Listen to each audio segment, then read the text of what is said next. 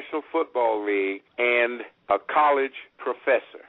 Wow. And it was printed here at Indiana University. But I know that it is now, I have some copies of it, but I sell them for the cost so that I can continue to give money to my favorite charity, of which I happen to be the chairman emeritus of the board of directors of the Children's Organ Transplant Association. Over the last 25 years, we have raised over $70 million.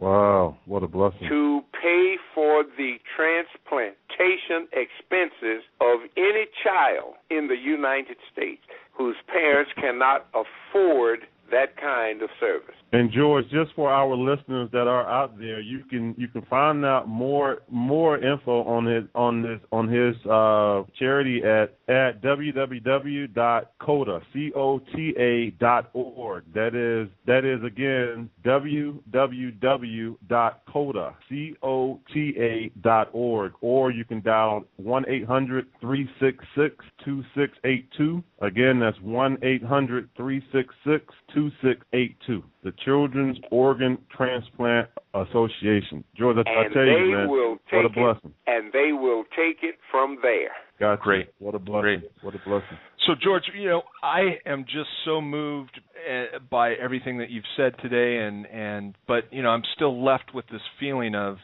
having played in the NFL and been a student of the game for so long, yet there's so little is talked about or known or perspective about, the story and stories like yours in the early days of the NFL and being a pioneer, being the first African-American drafted into the NFL. Why isn't that story being shared today and celebrated for what it is and talked about in that way that it could be helpful to other people? That's the question I have, and I just don't know the answer to that.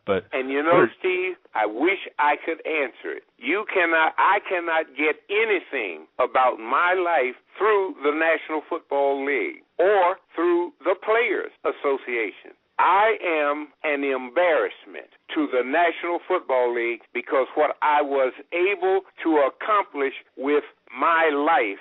And I know, as I try to tell my children and my relatives' children, I know what I did and what I accomplished as an athlete and as a human being in the National Football League. You would think that the National Football League would want to say, you can do it also. Instead, they say not a word. I cannot get any of these bobblehead dolls. I can't get any of the T-shirts, none of the things to publicize how one person could have an impact on the lives of other people interested in doing something similar. Mm-hmm. One of the people that I absolutely admired and adored was Fritz Pollard. Fritz Pollard played at Brown University in the 1900s, early 1900s. Chris Pollard became the first African-American male to play quarterback in the National Football League in the 1920s, and he was the first African-American head football coach in the National Football League in the 20s. And Fritz Pollard was inducted into the National Football League Hall of Fame 4 years ago. That's almost 85 years after he played, because the National Football League doesn't want anybody to know how difficult that man had it, and yet he overcame it with will. And that's where I see myself. Wow. And I'm just starting to see that. And if anything, today I'm hopeful that we can get the National Football League and the players, the former players, to rally behind that cause and to celebrate what you've accomplished in a way that we can all own the history, the good, the bad, and the ugly part of history, to take stock of where we stand today and to, to be the best that we can as a team, as a group. Exactly. So we at First in Life want to, we are having you on our show today was an honor, and we want to carry that as much as we can to support, getting that out there, to provide that history for everyone. And it has been so informative today for us. Well, Steve, keep me in your prayers and use me at any way, shape, form, or fashion that you can to enrich and enliven the lives of those people that are coming along. I am available.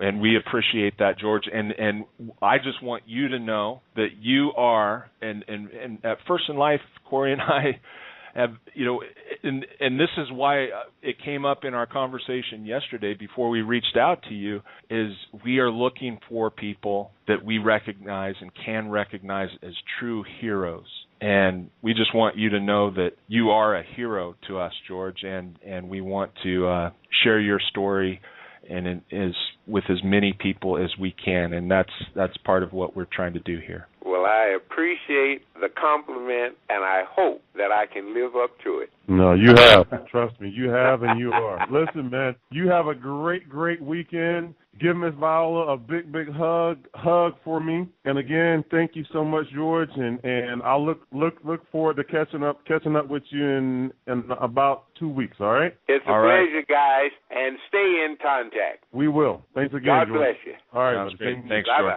bye. Bye. Awesome, Steve. Awesome. That was tremendous. And I tell you, I'm gonna actually post a picture up on our Facebook fan page and on our website of him and Miss Viola. Man, listen, I'm telling you, they are such a treat. And again, I keep saying this, but to just see them walking around last year at the conference, boy, they made my heart melt, and they truly inspired me to say, wow, you know what? Whatever he's got, I want some of that. You know what I mean? Because he's a blessed man. He's a blessed man. Well, we were blessed to be able to listen to him and talk to him for the last hour, and hopefully people that had that chance or just tuning in to the podcast, they can take a lot away from that conversation. And it's not over yet, Corey. I'm thinking, how do we campaign within our own little sphere of influence here to get more recognition for George Taliaferro and others like him that made the NFL what it is today? Well, again, as I said, as I alluded to earlier, the best retired player is a more informed active player. So if you get these younger guys involved and you start telling them these stories, trust me, it'll start to spread, man, like a wildfire. Unfortunately, again, most guys come in and the only thing they're truly focused on is how can I make this team? Right. And if it's not how can I make this team, but they happen to be a first round pick, is all right. What kind of shoe contract can I get, or who can I get to give me a car to drive while I'm up here doing the off season. So again, it just really goes back to priorities, but I think more importantly, stressing the fact to the younger kids that are actually coming up that you're never bigger than the game itself, and there's always a past, present, and a future. Right. So, again, it's just a blessing, and I know we're going to do our part here to get his name, recognized within the National Football League Hall of Fame, because he should be in Canton. Make no ifs, ands, or buts about it. The issue really comes in at the fact that since he turned down the Bears and he didn't play technically at that time what was the National Football League, he played for the Eagles, but they were still a part of the old American Football Conference. So that's where the issue really comes in at, which is a bunch of politics. He did play in the NFL though. After playing in the All-American Conference, he moved there eventually and played for Dallas and Baltimore. He played for the Colts in 53 through 54, okay, and then well, all right. and then in the Eagles. Okay, but right. He went to 3 NFL Pro Bowls, 6 years, 3 Pro Bowl years. To me, just should be Hall of Fame. There's no question about it. I mean, that's if you look at what we talk about today, he just is more deserving of recognition now. And it would be a shame to wait 85 years like they did with Fritz Pollard to make that. And I agree with you, bro. I don't know. Being on the right side of history, that's something that encourages the National Football League to challenge themselves and to ask themselves, are we going to be on the right side of history with this decision or with our actions today? And how can we, do the right thing right now? Right. It doesn't matter where we were, who was doing what, all those other things. Let's try to put those politics aside and the shame, the guilt, the embarrassment, and just do the right thing right now. Let us know you're out there, and, we appreciate you. So from Corey and I to all of you. Have a blessed weekend. Have a great weekend. See you next Friday. Soon. All right. See you, Corey. Bye-bye. Peace.